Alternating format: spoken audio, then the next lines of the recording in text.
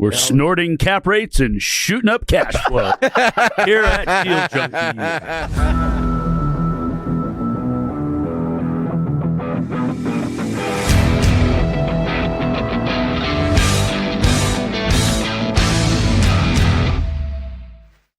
Welcome back to Deal Junkies.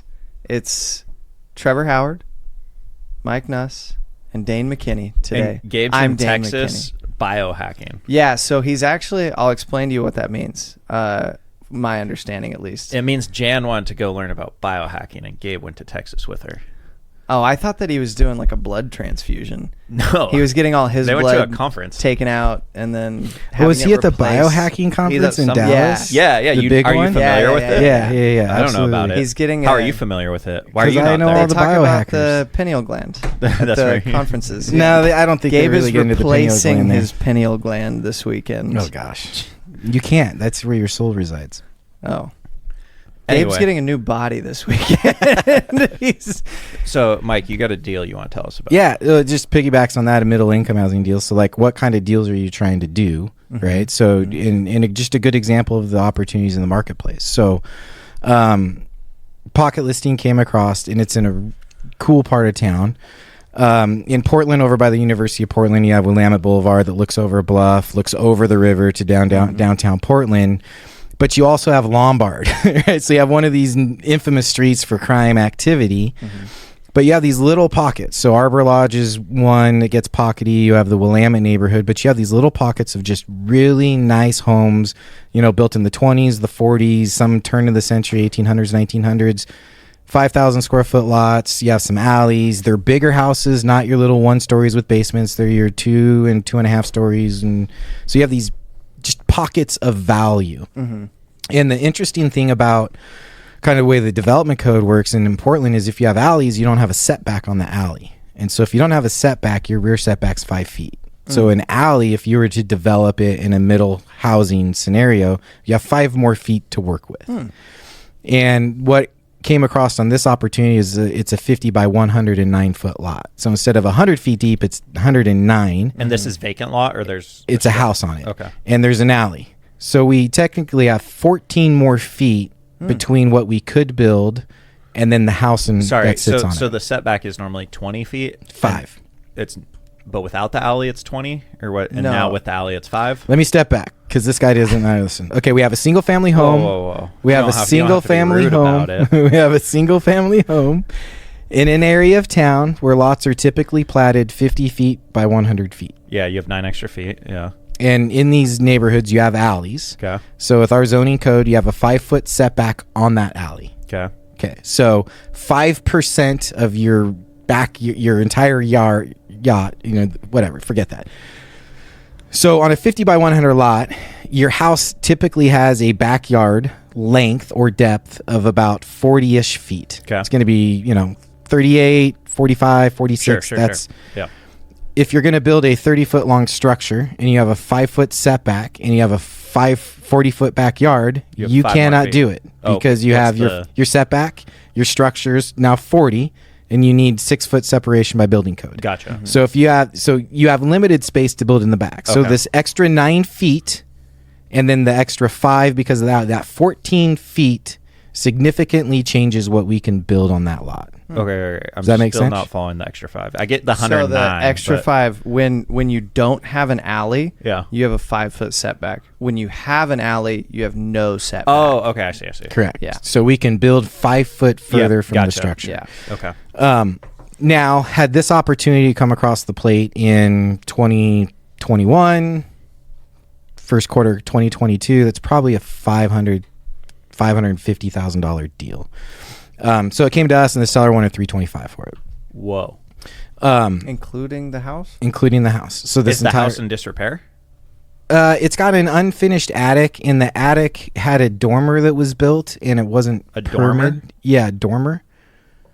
So your attic is just 2 sloped ceilings, and then you add a dormer. So you increase the ceiling for one part of it, and has a window that sticks out. Okay. That's what a dormer is. Okay. He owns how much real estate, and he doesn't know what a dormer is? I don't have houses Yeah. anymore. He Okay. was- Don't yeah. Yeah. He's So he's more the numbers guy. He's on the numbers side. It's dated. It's dated and it needs work, but it's not a huge project. But so there's multiple exit strategies. And so here's how market conditions, right? So now we have an opportunity to get a price. And so this is an area where that house can be worth $750. So like what I told my hard money lender is, okay, $350 purchase, $150,000 remodel, $750 plus on the ARV. So now I'm into it $500. You can sell it for $750 if you just keep it as a single family. And so the reason I did non-contingent is because I knew those numbers were realistic, and then that's a good flip, and I can just do that. The other thing I understand is, well, I've got 14 extra feet, so our build to rent or our build to sell model can come into play on this location. I love the pocket that it's in. Really high priced homes around it. No supply. Because why do you have high prices?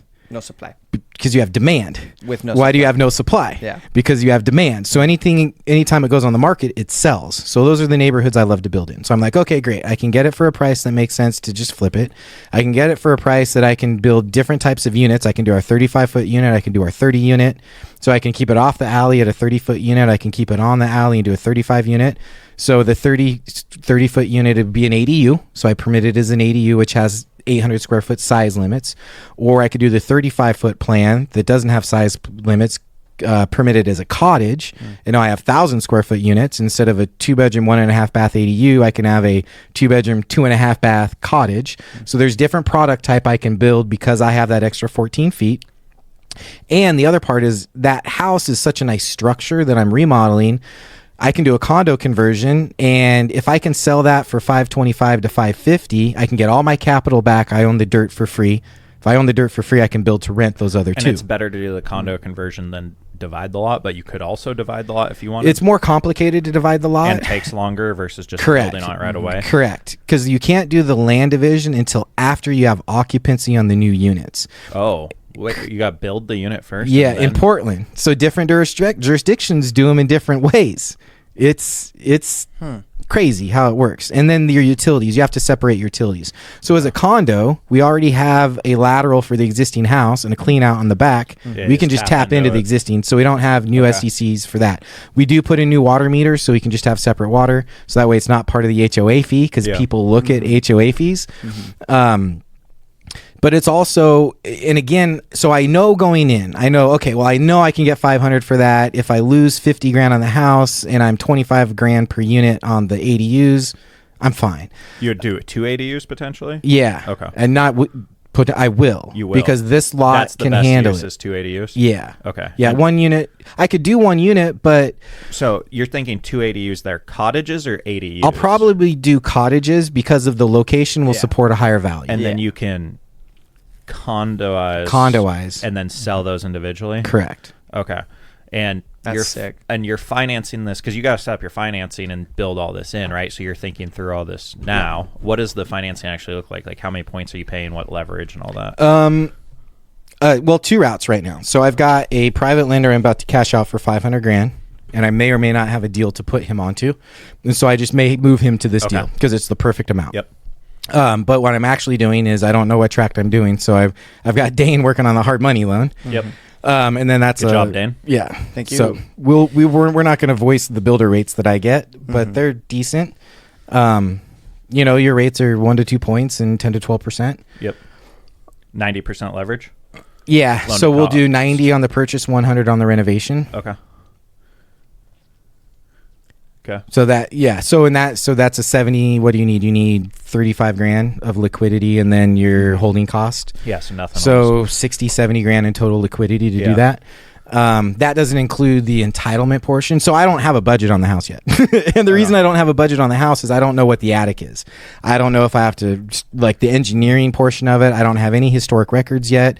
So how do you win the deal, right? So 325 is what they're asking. It's a pocket. Did they ask you for 325? Like that was their number? They brought it to you? They're like, hey, you're a builder. Yeah, 325. correct. What do you think he takes that to open That's market? the beautiful thing about pocket listings. So wholesalers don't want to tell you a price. They want you to tell them a price. Pocket agents come up with a price. So pocket listings, they have an idea of what they want. So they Why- told us they yeah. wanted 325. Why did he bring it to you versus put it on open market? scenarios dictate that, time, effort. What do you think it sells for on open market as is? I would have offered I offered 342 non-contingent, 355 contingent. I would have written 375 or more. I didn't see it either, so I'm guiding it based on not seeing the. So what, you offered 355, 342, but now. And the reason I did that is because another investor looked at it the same day. Oh, he was shopping it to multiple. Correct. Yeah. Okay. So that's at what 325. Typically, what typically on the pocket listing is they're going to run 2 or 3 investors through it. They have a price of what they want, and then they want the investors to compete with. Is he just trying to double end it? That happens as well. Yes. Yeah. So there's motivation in multiple areas to do this way.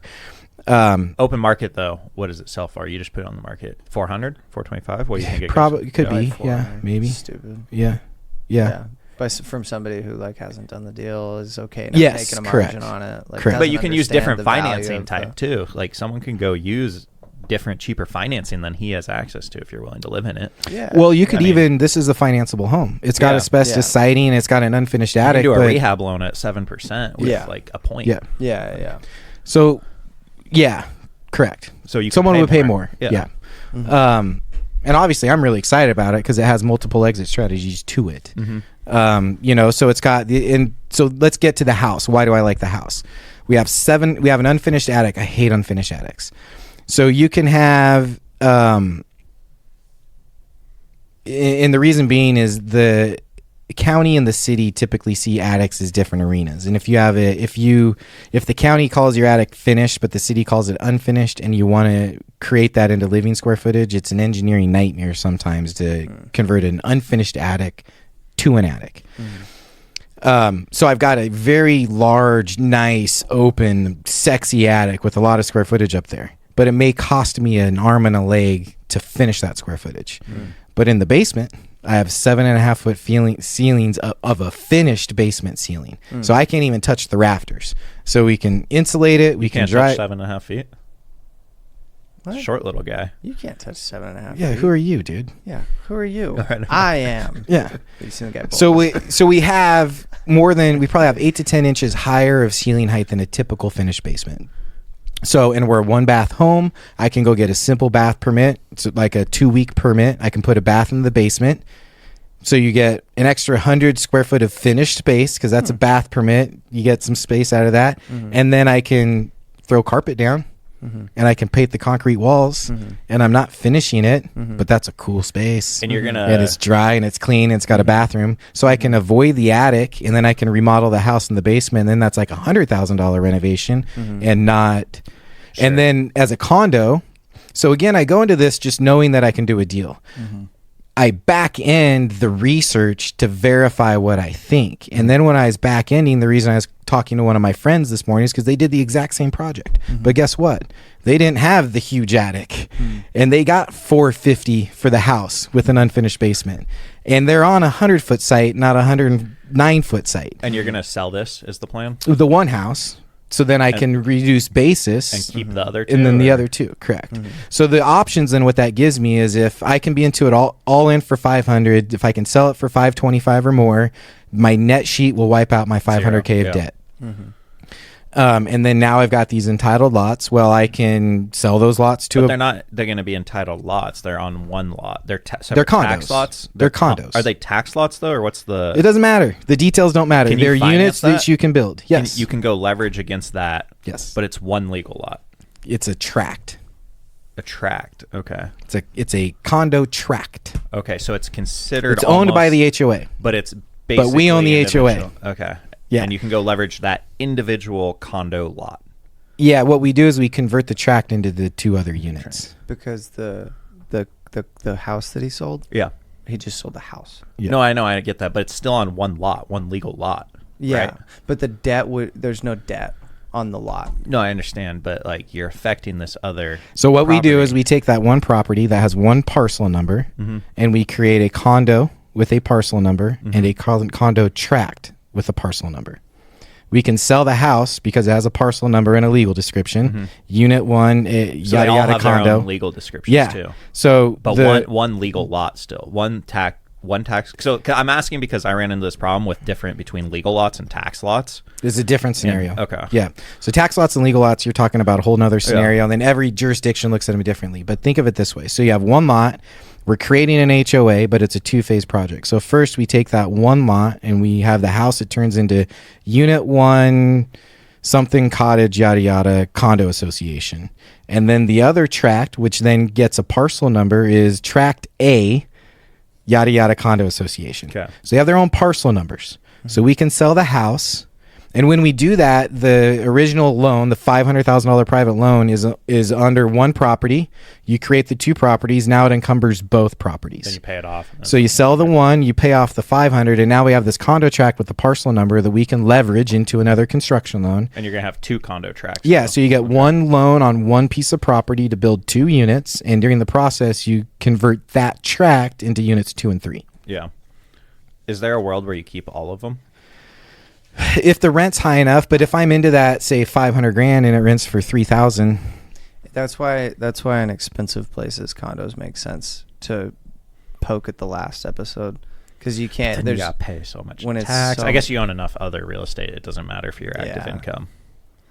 also quit focusing on how trying to pay less in taxes. I'm just trying to make more money. No, I just want to keep No, I know. this stuff. No. so I agree. that's a limiting belief for you. It's seriously a limiting project. So to Keeping answer your real question, estate? if You're you're limiting yourself. if your lens, No, go Does ahead. he go wanna ahead. get educated Yeah, or not? Go, He go does ahead. it so Go fast. ahead. Go ahead. if your lens is I just want to keep it all and I want to build it and I'm going to do this project if I can build it and keep it, you're not doing this deal even though this is a $250,000 deal. Because your lens is I got to keep it. It's one fucking unit, dude. Sell it. I don't want to do it. See, it's a limiting belief and mindset. And it's a lot easier I than think- doing these huge freaking projects you do. I think that. I don't know. The big ones are really easy because Mark does it all. Well, no. And Dan does some of it too. No, I wasn't saying Mark doesn't do it all. Mark does it all. The building part. I agree with you, and I agree with you, but only from the sense that you have to say, okay, if every deal in the world was presented to me, what is my bandwidth? And then what do I say no to? And so it's like right now, if we knew how to do that type of project really well, like as well as you do, and it was like, dude, this is going to take me no time at all. So if you could buy a 14 unit right now, but you'd have to sell 3 of them in order to keep the 11, I would and do your that. lens is only, can I keep all 14? No, I would do that. I would sell 3 to keep 11. Yeah. Yeah, no, but you didn't have that lens on a project that you missed out on. No, we did. You just offered a higher interest rate. That was part of the plan, and I told them that, but I didn't write it into the note, which is also Okay. why we, yeah. But you did offer a higher interest rate, for the record, which we have lost deals because of our low interest rates before. We're working on it. No, and that was a great deal, but I don't think that was why I mean, that was in the category of like, we don't really, we haven't bought in that market anyways. We like the deal a good bit, but we really liked it at this interest rate, and we just like kind of liked it if it was more expensive or at a higher rate. And so that's where it's like, what do we say yes to and what do we say no to? Because we've lost out on deals where people were like, here's what the bid is, and it's like, I just don't, I like it here, but there's no reason for me to do that project at this number. Like, I agree. Now I'm just doing it to do it. We got sidetracked though by his mindset of not wanting to sell. No, and but to that to both of your points, like, you just have to create the metric. Just make it not emotional. Like, don't make it we don't sell. Say, okay, if we're gonna sell, how much money do we have to make? And I'd say even a range of metrics. Yeah. It's and so to go back to the deal to kind of make this a deal is there's so many different exit strategies here. So I could sell the house. I know I've got the entitled 2 units in the back. So I can sell those to a build to rent partnership. So I can get some now money, some equity, sell it at a discount, partner on it, structure it that way. I can build them both and sell them. I can build them both, sell one, keep one. I could sell them entitled to someone that wants to build them and do whatever it is that they want to do. So I built in different exit strategies that that allows as time happens. So this is an 18-month project, right? So phase 1, 6 to 9 months to get rid of the house, and then 5 months to build phase 2, and then 2 months to sell it. So during that 18-month period of time, my bandwidth is going to change. My ideal scenario is going to change. My portfolio is going to change. My network's going to change. My partnerships are going to change. And so this builds out a or a chessboard that gives me options. Multiple equity pops where you can sell at any of those points. And it's just options. I don't even think of it as an equity pop. I just look at it as future deals. And so we can, and it's the momentum process, like I was talking to Sebastian about. It's like, first you just got to get your momentum to get deals. And then you got to stockpile some deals. And then you got to build a portfolio. And then you get to a point where you're doing deals to create future inventory just because you want to create future inventory for the options that it gives you down the road. Yeah, covered land plays. Yeah. So for example, in how that looks for me is, I bought a property in Coley. Terrible time to develop from both where our bandwidth is, from a capital stack standpoint, from a market condition standpoint. Coley, like by like Estacada, like Malala, like no, up north off north 205 and out that way. 42nd Avenue. Yeah. 57th and Avenue. Never mind. I am thinking of the wrong area. Yeah. But a terrible time to develop it. And so I just looked at it, was like, okay, well, if I wanted to develop this 2 years down the road, what did I need to pay today plus a 10% interest cost to just hold it? And so that's what I did. Then let's reduce our price from $320 to $250. And they got accepted. And so then I just bought it. And then, we started the condo process. We've got the ADUs. Haven't even done any remodeling yet. I bought it 14 months ago, and we're just now starting this project. So the ADUs are designed. They're going into engineering. The condo is starting its work process. We've demoed. We're creating our floor plan. Are you redoing a lot of these plans and different things for each project rather than just like reusing? We're reusing. So we do license agreements, and then we're reusing some, and then we're modifying some. So like one of our cottage plans started as an ADU. So we have an 800 square foot limit on the ADU. So we did this footprint with a 5-foot covered patio on the back. Well, now we don't have so now we don't have a size limit. So instead of having the 5-foot covered patio, we now make that 2-story structure. So we add 100 square feet to the unit. We get over the 800 square foot threshold. Instead of a 2 1.5, we can be a 3 1.5 or a 2 2.5. Instead of having a covered patio, now we have an uncovered patio in the setback. Okay. So that's how the different permitting scenarios get you. So what we did, we just changed an ADU and modified it to this cottage type. We did one site where the site was 115 feet deep. And so then we created a new cottage plan, an 1,100 square foot, 2-bedroom, 1.5 foot, 16 by, I think that one's even 38, maybe even 40. Really nice 2 1.5. They sell for $600,000. So we're changing our product type based on the feedback we're getting from the marketplace. Yeah. No, that's sick. Yeah. And I think we'll go back to building our fourplexes. We stopped. We haven't done any. We did 5 or 6 fourplexes. They're just kind of harder to sell because of the market conditions of when we were dropping them. And then you've got common walls, so they kind of mess with your demand pool a little bit. But you can't do a fourplex when there's an existing structure. You can't do cottages with an ADU. And so the code in the market are dictating what we're buying to an extent as well. Yeah. No, that makes sense. Yeah. Moral of the story, always be doing deals. And then you're intrinsic, right? So this opportunity, if it were 2 years ago and I still have a huge condo pipeline, it's just a flip. I'm not trying to add more entitled. But now as we get to the back end of the condo pipeline, now it's time to add some more future inventory. Yeah. No, that makes sense. I mean, you're also playing a slightly different game, but the same game in the sense that you do more development and different levels of monopoly. Yeah. Well, thanks for listening, guys. We appreciate you so very much. You gotta go golfing, dude. We appreciate you so very much. Oh, dude, full SWAT team. Oh, Mike got full swatted. SWAT team. He got raided. By his personal house is being raided right now. His home is being raided. I'm going to be testifying against P. Diddy here pretty soon. I was wondering, you looked oily today. Yeah. Dude, our sexiest building is in downtown Portland next to a lot of nonprofits. And it was like tent houses, and it's been the worst structure. And Unit 3, for whatever reason, always gets the worst tenants.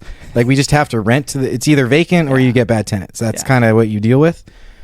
SWAT, the full SWAT team broke into Unit 3, and I got a photo of the entire front of my building, which is on the sidewalk, smashed in. And it's not just the window, it's like the freaking window seals smashed in. Nice. That's great news. It's a sexy building. We're only in this for the stories anyways. I had to pay the city $20,000 to shut down the sidewalk so we could paint the structure. Oh no. We had to have it engineered. Did the city pay for your painting though? No. That would have been a fair. Why is the SWAT team there? You don't know? We had a deadbeat I'll give tenant you in 10 unit number guesses. 3. Yeah, unit number 3 is finding the SWAT. I mean, why does the guy. SWAT break into an apartment? Well, I we have a had guess. that happen one time, and they wouldn't break in. Actually, they refused to. Well, he boarded it up. Yeah, he metal plated the door and did this whole. Oh, boarded ordeal. up the windows, metal plate. Yeah. Yeah, and they couldn't get in apparently, and they were counterfeiting money in there is why, and selling a lot of drugs. Counterfeiting, counterfeiting a lot of money. It was kind of sick actually. The front of the bills. The when front I of the bills bought were this very building, deceptive. There's a marijuana brand in town, 503 Trees. Mm-hmm. He was a tenant in the basement with a printing machine. Like they started out as shirt printing. Oh. So there's a shirt printing machine in the basement unit when we bought this thing. Like, it was like, and now you see this brand around town. I thought you were outing him for counterfeiting. Oh, when no. you said he was printing in the basement, I was like, dude, probably don't share that. No, he's printing T-shirts. Oh, yeah. okay. Yeah, totally. Yeah, cool Okay, guy, really yeah. nice guy. We had to give him a termination notice. That is a wholesome job. yeah. You're allowed to do that. Yeah, yeah. Not counterfeiting money. Yeah. That's hilarious. We'll hear more on the SWAT story next time, I'm sure. Yeah. Oh yeah. Give us an update. Anyone else had SWAT? We'll hear my. Yeah, we had. That was that unit that got with the drug dealer and the counterfeit money got swatted. Yeah, he's not doing so well anymore. Buddy who lived in there doesn't live anywhere anymore. Oh, Yeah, that sucks. yeah, bad day. Right after we bought it, like 6 days after we bought it. So Like- not our fault. Like his body's in the ground, doesn't live anywhere, or like I don't know if they put it in the ground, but yeah. I don't know where they put it. Yeah, but anyways, it was not on site.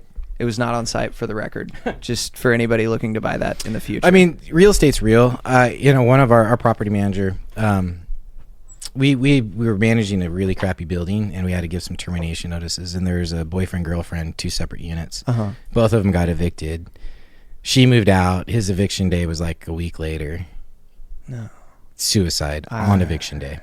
And so my team feels guilty. Yeah. Like they had influence with someone committing suicide. So Yeah. it's the mental health side is It can be brutal. Challenging. Yeah. It can be challenging because you're working with people, and not only you're working with people, but you're working with people in pretty vulnerable state, like your house. Yeah. Yeah. Yeah.